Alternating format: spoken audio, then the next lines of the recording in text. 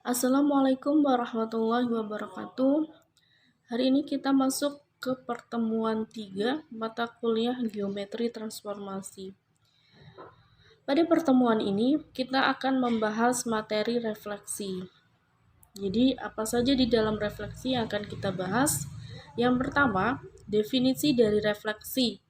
Kemudian pembuktian bahwa refleksi merupakan transformasi, refleksi merupakan isometri, dan kita nanti akan membahas soal yang berkenaan dengan materi refleksi. Oke. Kemudian yang pertama, definisi dari refleksi.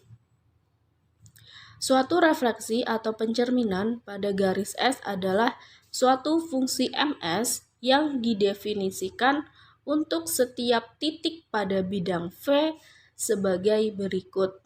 Yang pertama, jika P anggota dari S, maka MSP sama dengan P. Kemudian, jika P bukan anggota dari S, maka MSP sama dengan P aksen. Sehingga garis S adalah sumbu dari ruas garis P aksen. Pencerminan M pada garis S selanjutnya dilambangkan sebagai MS. Jadi MS ini adalah lambang dari pencerminan. Kemudian garis S disebut dengan sumbu refleksi atau sumbu pencerminan, atau kita sebut singkatnya sebagai sebuah cermin. Jadi maksud dari yang pertama ini, jika titik P ini anggota dari S, S-nya ini sebuah cermin, maka titik P-nya ada di cermin. Kita lihat gambar ini. Titik P-nya berada di garis S. S-nya adalah sebuah cermin. Maka bayangan pencerminannya, MS kan suatu bayangan atau menunjukkan hasil dari bayangan sebuah pencerminan. Jadi bayangannya adalah P. Jadi maka MSP sama dengan P itu sendiri. Kemudian yang kedua, ketika titik P-nya tidak di garis S, maka kita bisa buat garis S seperti ini. Kemudian titik P-nya seperti mau di bawah ataupun di atas, sesuai ini ya, sesuai kalian saja. Punya ibu di bawah ini, titik P-nya berada di sini di bawah. Kita cerminkan terhadap S, maka P aksennya di sini. Sehingga jika P tidak sama dengan S, maka MSP sama dengan P aksen. Sehingga garis S ini adalah sumbu dari ruas garis P dengan P aksen. Tuh. Ini definisi dari pencerminan. Kemudian kita buktikan bahwa refleksi itu merupakan sebuah transformasi. Ingat bahwa kemarin ketika sebuah fungsi dikatakan isometri, transformasi ketika fungsi tersebut memenuhi sifat injektif dan surjektif. Nah, untuk menyelidiki sifat-sifat pencerminan akan diselidiki apakah pencerminan itu suatu transformasi di sini ya. Oke, bukti. Dari definisi di atas, jelas bahwa daerah asal M adalah seluruh bidang V atau bidang Euclid. Akan dibuktikan bahwa pencerminan itu mempunyai sifat yang surjektif. Ingat, setiap MS itu melambangkan pencerminan. Oke, ambil sembarang X aksen anggota S. Kasus yang pertama, kita andaikan bahwa X aksen ini anggota dari S. Maka X aksen sama dengan X sama dengan X aksen, sebab pencerminan dari X itu ya sama dengan X sama dengan X aksen. Ketika sebuah bayangan berada di cermin, ya kan? Maka tentu titik itu juga, titik asalnya juga berada di cermin. Maka X sama dengan X aksen. Ini untuk kasus yang pertama. Kemudian terbukti kalau MSX sama dengan X aksen. Ingat surjektif TA sama dengan B. Di sini MSX sama dengan X aksen. Kemudian untuk kasus yang kedua, jika bayangannya ini di luar dari cerminnya. X aksen bukan anggota dari S. Dari sifat geometri, ada X anggota V sehingga S menjadi sumbu ruas garis X aksen. Ini berarti juga terbukti bahwa MSX sama dengan X aksen. Kalian bisa lihat kedua gambar ini. Ini untuk kasus yang pertama juga. Ini untuk kasus yang pertama. Ini juga untuk kasus yang kedua. Gambarnya seperti itu. Sehingga terbukti MSX sama dengan X aksen. Artinya setiap X ini memiliki prapeta, sehingga MS terbukti surjektif. Prapeta itu maksudnya ketika ada suatu bayangan dia mempunyai domainnya. Ini prapeta kan domain. Jadi setiap bayangan mempunyai domain. Ketika suatu bayangan sudah mempunyai domain, maka terbuktilah bahwa dia surjektif. Maka MS surjektif. Kemudian sifat yang harus dipenuhi selain surjektif adalah injektif. Maka akan dibuktikan bahwa MS ini injektif. Ingat injektif ketika A1 tidak sama dengan B1, kemudian TA1 sama dengan B1, TA2 sama dengan B2, maka B1 tidak sama dengan B2. Ya kan? Sifat injektif. Di sini kita akan membuktikan apakah ketika A tidak sama dengan B, maka bayangannya A juga tidak sama dengan bayangannya B, ya kan? Ya kan, domainnya tidak sama, berarti bayangannya pun tidak sama. Itu injektif. Berarti ambil titik A dan B anggota V, di mana A tidak sama dengan B. Untuk kasus yang pertama, kita kan ambilnya 2 titik. Kalau yang pertama tadi 1 titik, maka dia anggota S dan tidak anggota S 1 titiknya. Sekarang titiknya ada 2. Karena di injektif ini kita membuktikan titik ada 2 ya, titiknya ada 2. Di sini kasus yang pertama, ketika A dan B-nya sama-sama anggota S, maka A aksen sama dengan MSA sama dengan A, dan B aksen sama dengan MSB sama dengan B. Jadi A aksen sama dengan B aksen. Untuk kasus yang pertama ini, kalian bisa lihat di sini juga. Anggaplah ini garis S, kemudian ada titik A dan ini titik P-nya dihilangkan, ada titik A dan titik B. Kemudian bayangan titiknya ada di titik itu sendiri, karena di sini di kasus yang pertama ini sebuah titik berada di cerminnya. Kemudian bayangannya juga ada di cerminnya. Sudah terbukti bahwa bayangan dari A berada di A, yaitu A aksen. Bayangan B juga berada di titik B itu sendiri, yaitu B aksen. Sehingga A aksen itu tidak sama dengan B aksen. Tuh. Kemudian yang kasus kedua, A anggota S dan B bukan anggota S. Maka A aksen sama dengan MSA sama dengan A dan B aksen sama dengan MSB.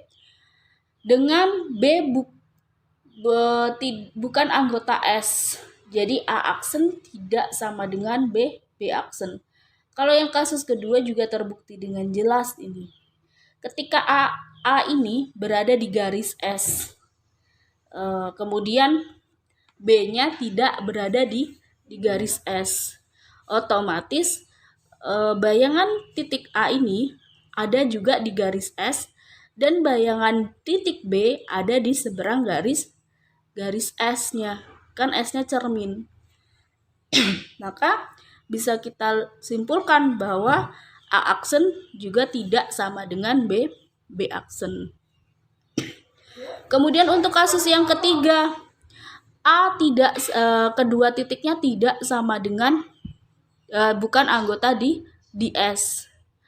Maka kita buktikan andaikan MSA sama dengan MSB atau A aksen sama dengan B aksen. Jadi garis A aksen A tegak lurus dengan S dan B aksen B tegak lurus dengan S. Ini berarti dari satu titik A aksen ada dua garis berlainan yang tegak lurus pada S. Ini tidak mungkin. Kan A dan B-nya bukan di S. Kemudian diandaikan bahwa bayangan dari A itu sama dengan bayangan B. A aksen sama dengan B aksen. Maka ketika A aksen sama dengan B aksen, bayangannya cuma menjadi satu, ya kan?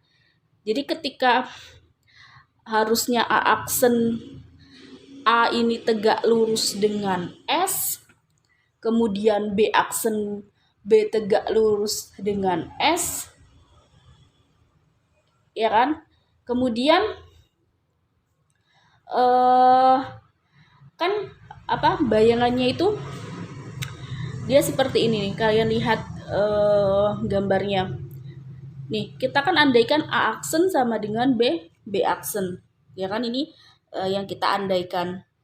Maka jelas A aksen ini prapetanya A di sini berarti. Kemudian B aksen juga prapetanya B. Ya, berarti di satu titik ini ada dua nama titik, A dan B. Nah, ini tidak mungkin karena pengandaiannya adalah A ini tidak sama dengan B. Ya kan? Ambil A tidak sama dengan B. Kalau seperti ini A sama dengan B dong. Jadi untuk MSA sama dengan MSB atau untuk A aksen sama dengan P aksen, pengandaian kita ini tidak benar sehingga pengandaian itu salah. Jadi jika A tidak sama dengan B, maka bayangannya pun juga tidak sama dengan atau A aksen tidak sama dengan B. Nah, hal ini terbukti berarti MSA itu injektif. Injektif ketika A1 tidak sama dengan A2 dan B1 tidak sama dengan B2, di mana A1 A2 ini sebagai prapeta, B1 B2 ini sebagai petanya. Kalau di sini A dan B dan A aksen dan B aksen.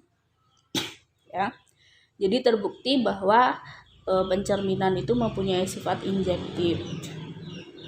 Nah, berdasarkan percobaan 1, 2, 3 dapat disimpulkan bahwa pencerminan adalah sebuah transformasi. Begitu. Kemudian dari penyelidikan di atas diperoleh teorema setiap refraksi pada garis adalah suatu transformasi. Ini kesimpulannya berupa sebuah teorema. Kemudian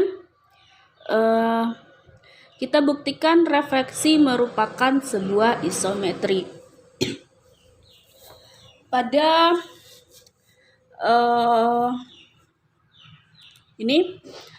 materi kemarin kita sudah menggunakan refleksi sebagai contoh di materi isometri. Namun kita belum membuktikan lebih lanjut kalau bagaimana sih refleksi bisa merupakan sebuah isometri. Oke. Pencerminan pada garis mengawetkan jarak, artinya jika A dan B dua titik, maka apabila aksen sama dengan MSA dan B aksen sama dengan MSB, maka AB sama dengan A aksen B aksen. Jadi jarak setiap dua titik sama dengan jarak antara peta-petanya. Jadi jaraknya tidak berubah. Sifat demikian yang dimiliki oleh M disebut transformasi yang isometri atau M adalah suatu isometri. Definisi: suatu transformasi T adalah suatu isometri jika untuk setiap pasang titik PQ berlaku P aksen Q aksen sama dengan PQ. Dengan P itu sendiri adalah hasil transformasi dari P dan Q aksen hasil transformasi dari TQ.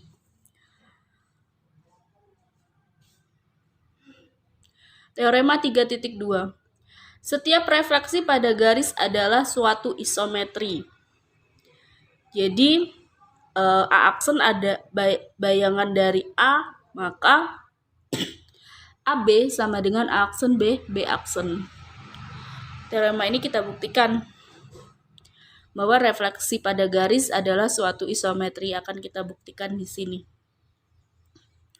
Ambil sembarang titik AB, A aksen, B aksen anggota V dengan MSA sama dengan A aksen dan MSB sama dengan B aksen. Akan ditunjukkan A aksen, B aksen sama dengan AB. Ya. Kasus yang pertama. Untuk A dan B-nya anggota dari S. Sudah sering kita buktikan ya. Ya jelas berarti MSA sama dengan aksen sama dengan A dan MSB sama dengan B aksen sama dengan B. Ini kan ketika suatu titik berada di cermin, ya maka bayangannya ya titik itu sendiri. Maka jelas bahwa A aksen B aksen sama dengan AB. Kemudian untuk kasus yang kedua. Kasus kedua ini sudah pernah kita bahas juga di materi sebelumnya. Ketika kedua titiknya salah satu titiknya bukan di S, maka terbentuklah seperti ini. Kita pakai teorema dasar kekongruenan. Jika sisi, sudut, dan sisinya sudah sama, maka kita bisa lihat atau kita peroleh bahwa AB sama dengan A aksen dan B aksen.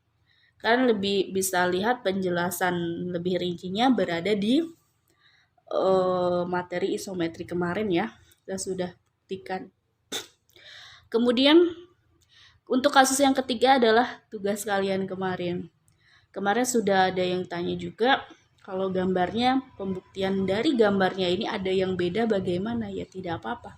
Yang penting kalian membuktikan dengan jelas bahwa AB itu sama dengan aksen dan B aksen.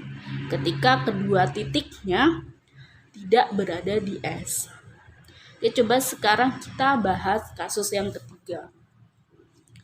Jika AB bukan di S dan MSA sama dengan A aksen, MSB sama dengan B aksen, akan ditunjukkan AB sama dengan aksen B aksen.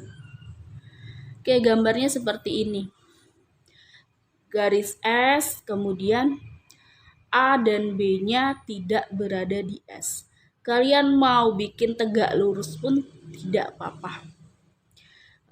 Mau miring atau seperti tegak lurus juga tidak apa-apa. Ini punya ibu miring ya. Antara A dan B-nya tidak lurus. Kemudian terbentuklah, ini dicerminkan dulu. A cerminannya A aksen, B cerminannya B aksen. Ingat ini jaraknya sama. Kita sudah buktikan di kasus ya. Di kasus-kasus sebelumnya bahwa ini jaraknya sama. Kemudian di sini kita bentuk sebuah segitiga. Ya, kita hubungkan dulu. Kemudian di sini ya terbentuklah sebuah beberapa buah segitiga. Ada 1, 2, 3, 4 segitiga. Oke. Yang pertama segitiga yang di sini nih. Yang di tengah-tengah. Itu segitiga ACD dengan A-aksen CD. Ini kita buktikan bahwa segitiga ini kongruen. Ketika kita sudah membuktikan segitiga ini kongruen, diperoleh bahwa AC itu sama dengan A aksen C. Dan besar sudut AC itu sama dengan besar sudut A aksen CD. Maksudnya seperti ini. Besar sudut ACD sama dengan besar sudut A aksen CD. Ini ya. Kalian bisa baca di sini untuk pembuktian kongruennya. Kemudian untuk yang kedua, segitiga ABC dan segitiga aksen B aksen dan C. Kita buktikan bahwa segitiga ini kongruen juga. Setelah memenuhi sifat kongruennya yaitu sisi, sudut sisi, maka otomatis kita peroleh AB sama dengan A aksen B aksen. Oke, kita perhatikan AC sama dengan aksen C. Ini terbukti di sini di I yang pertama, pembuktian I yang pertama. Kemudian besar ACB dengan besar A aksen B aksen C itu sama. Kalian bisa lihat dari sini. Besar ACB itu sama dengan 90 derajat. Ini kan 90 derajat ya kalau dilihat. Kalau tidak dibagi ke sini, ini 90 derajat dikurang sudut ACD. Ya kan? Sama dengan karena sudut ACD ini sama dengan sudut A aksen CD, ya maka 90 derajat dikurang besar sudut A aksen CD. Dan itu sama dengan ini kan A aksen CD. Ya kan ada di sini. Dan ini sama dengan besar sudut A aksen CB aksen. Maka besar sudut ACB sama dengan besar sudut A aksen CB aksen. Kemudian BC ini dengan B aksen C ini sama karena dia sumbu simetri. Maka segitiga ABC kongruen dengan segitiga aksen B aksen C aksen. Sudut sisinya terpenuhi, maka dia kongruen. Diperolehlah AB itu sama dengan A aksen B aksen sama. Jadi terbukti ketika dua titiknya tidak berada di S, maka dia masih terbukti isometri, yaitu AB sama dengan aksen B aksen. Ya, sekarang kita masuk ke soal dan pembahasan.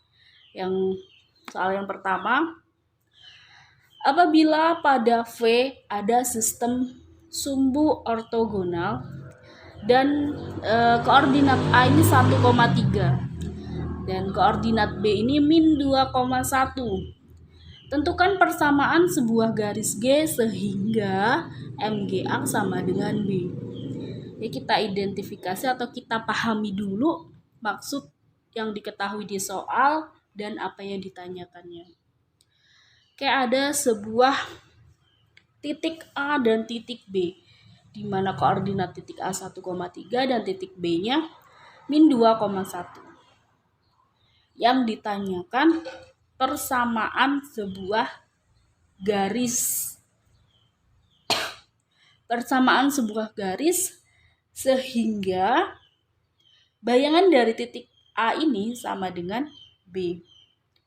Jadi otomatis sebuah garisnya ini ada di tengah-tengah titik A dan titik B. Sebuah garisnya ini adalah garis pencerminannya. Jadi yang ditanyakan ini persamaan garis pencerminannya. Atau garis G di sini disebutnya. Persamaan garis. Oke, persamaan garis berarti kita cari terlebih dahulu persamaan garis dari A dan B. Oke, ini rumus dari persamaan garis di dua titik. Y min Y1 per Y2 min Y1 sama dengan X min X1 per X2 min X1. Ini Y1-nya sama dengan 3, Y2-nya sama dengan min 1. X1-nya sama dengan 1, X2-nya sama dengan min 2. Substitusikan hasilnya adalah 4X min 3Y plus 5 sama dengan 0. Ya. Kemudian kita cari titik tengahnya. Titik tengah antara titik A dan titik B.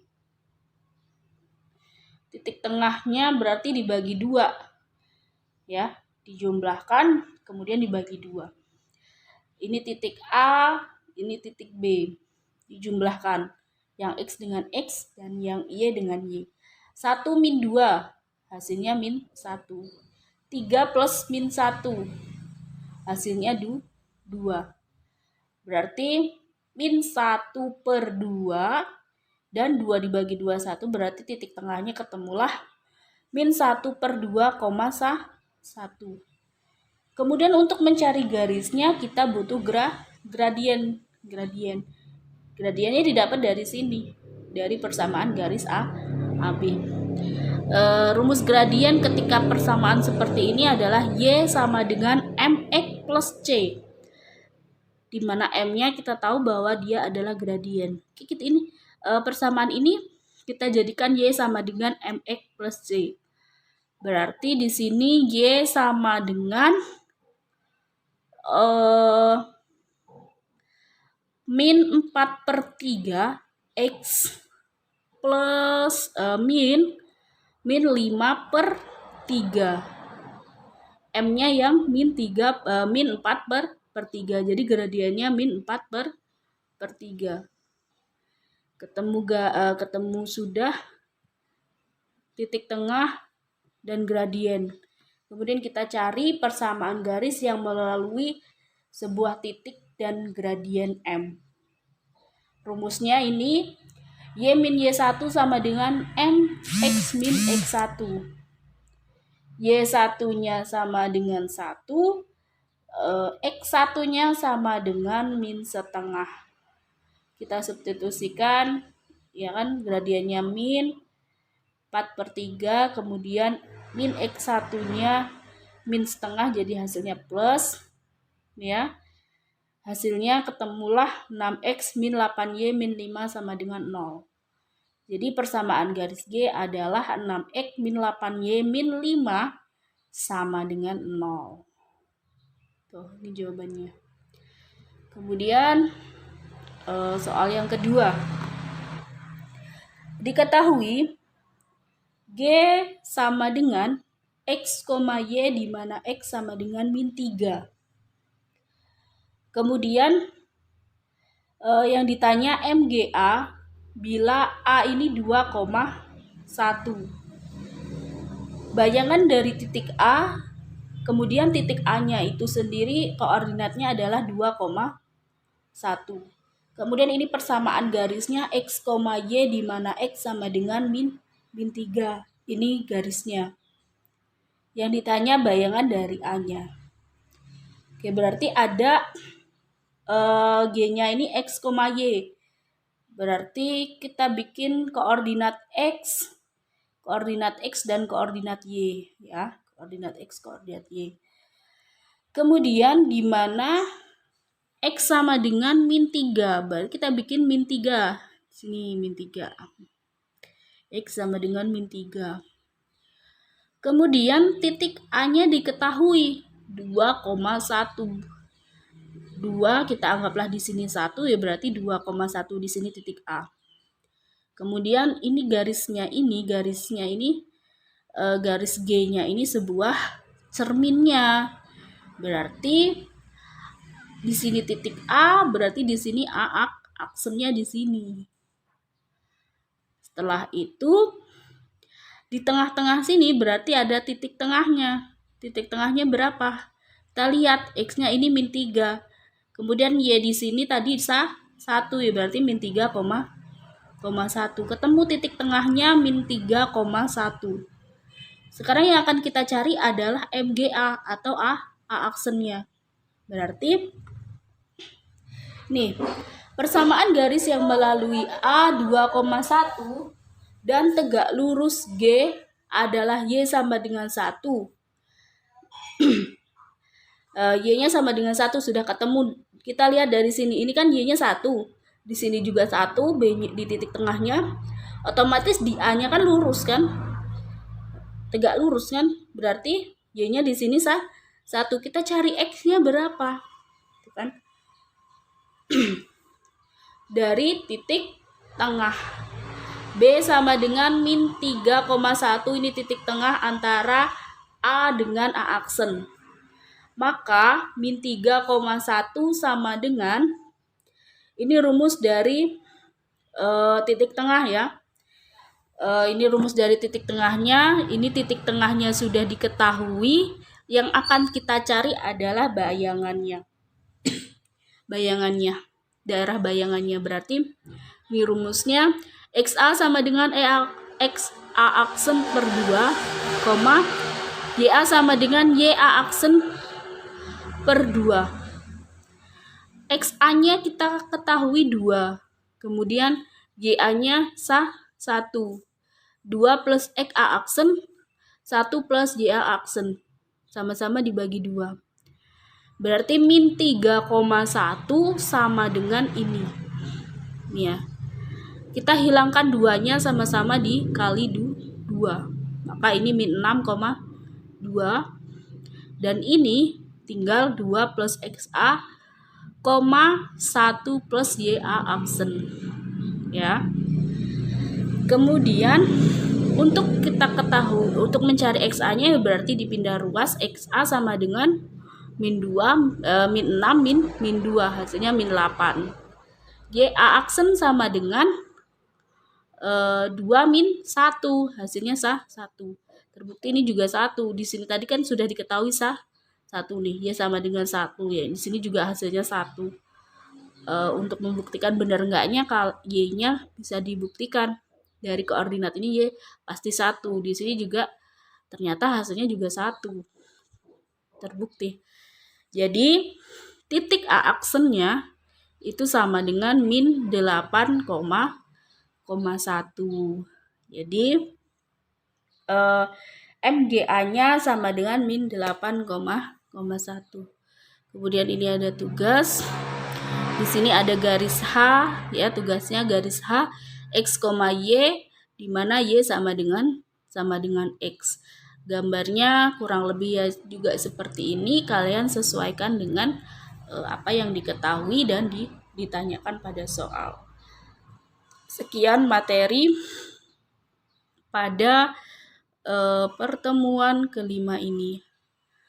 Wabillahi taufiq wal hidayah. Wassalamualaikum warahmatullahi wabarakatuh.